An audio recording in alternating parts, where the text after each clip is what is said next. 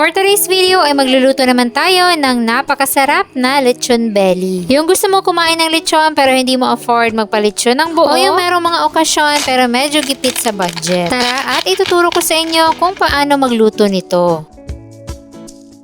So, bumili tayo sa palengke ng isang slab ng pork belly na nasa 4.5 kilos. Then, pinoke natin yan ng knife para yung mga pampalasa ay manuo talaga sa karne. At ito naman yung mga aromatics na gagamitin natin. So, meron tayong tanglad, dahon ng sibuyas, meron din tayong sibuyas, bawang, carrots, at red bell pepper. So, mas marami yung aromatics, mas masarap. Maglalagay din tayo ng mga hiwa dito sa karne para manuot yung mga pampalasa at para masiguro din natin na maluluto yung pinakagitna.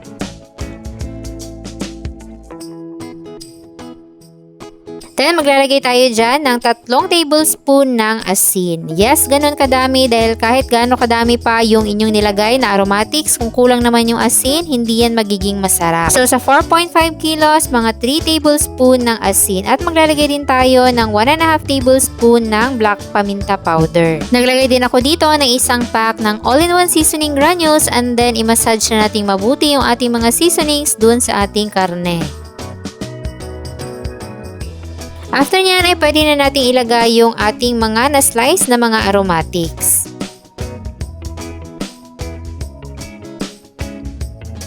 Lagay na rin natin yung stock ng tanglad, dinikdik ko na pala yan at maglalagay rin tayo ng napakaraming dahon ng sibuyas para mas masarap.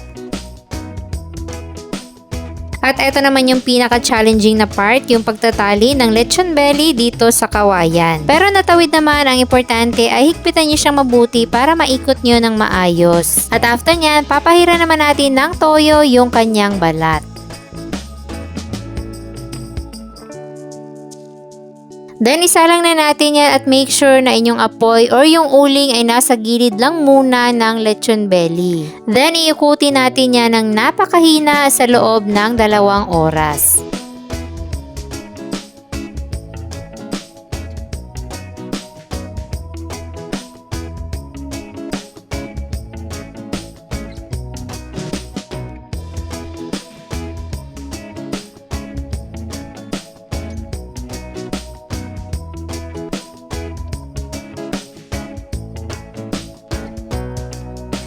Kapag nag-start na rin tumulo yung mantika ng pork, ipapahid natin yan sa balat.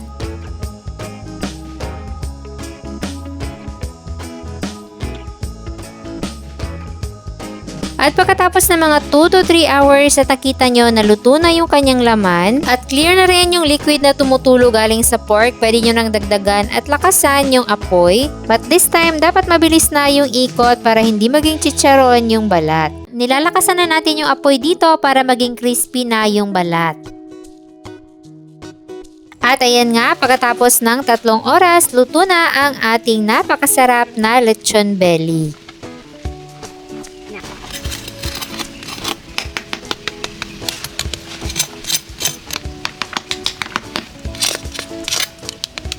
Napakamahal nga nito kapag binili nyo, kaya kung gusto nyo makatipid, kayo na lang ang magluto at napakalaki ng masisave nyo.